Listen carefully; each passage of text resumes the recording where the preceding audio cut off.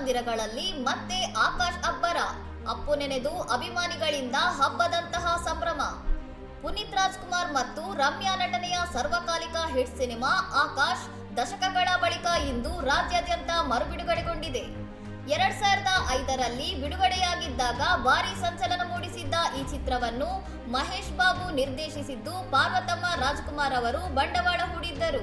ಬೆಂಗಳೂರು ಸೇರಿದಂತೆ ಕರ್ನಾಟಕದ ಹಲವೆಡೆ ಸಿನಿಮಾ ಮರುಬಿಡುಗಡೆಯಾಗಿದ್ದು, ನೆಚ್ಚಿನ ನಟನನ್ನು ಬೆಳ್ಳಿತೆರೆಯ ಮೇಲೆ ಮತ್ತೊಮ್ಮೆ ನೋಡಲು ಅಭಿಮಾನಿಗಳು ಮುಗಿಬಿದ್ದಿದ್ದಾರೆ. ಚಿತ್ರಮಂದಿರಗಳ ಮುಂದೆ ಅಪ್ಪು ಅಭಿಮಾನಿಗಳು ಬೃಹತ್ ಕಟೌಟ್ಗಳನ್ನು ನಿಲ್ಲಿಸಿ ಹೂವಿನ ಹಾರ ಹಾಕಿ ಪಟಾಕಿ ಸಿಡಿಸಿ ಹಬ್ಬದ ವಾತಾವರಣ ನಿರ್ಮಿಸಿದ್ದಾರೆ. ಈ ಸಿನಿಮಾ ಮರುಬಿಡುಗಡೆಯ ಮೂಲಕ ಅಪ್ಪು ನೆನಪುಗಳು ಮತ್ತೆ ಹಸಿರಾಗಿದ್ದು, ಕುಟುಂಬ ಸಮೇತ ವೀಕ್ಷಿಸಬಹುದಾದ ಈ ಚಿತ್ರಕ್ಕೆ ಪ್ರೇಕ್ಷಕರಿಂದ ಅದ್ಭುತ ಪ್ರತಿಕ್ರಿಯೆ ವ್ಯಕ್ತವಾಗುತ್ತಿದೆ. ಇನ್ನಷ್ಟು ಸುದ್ದಿಗಳಿಗಾಗಿ ನೋಡ್ತಾ ಇರಿ ಸೌರಂ ಟಿವಿ.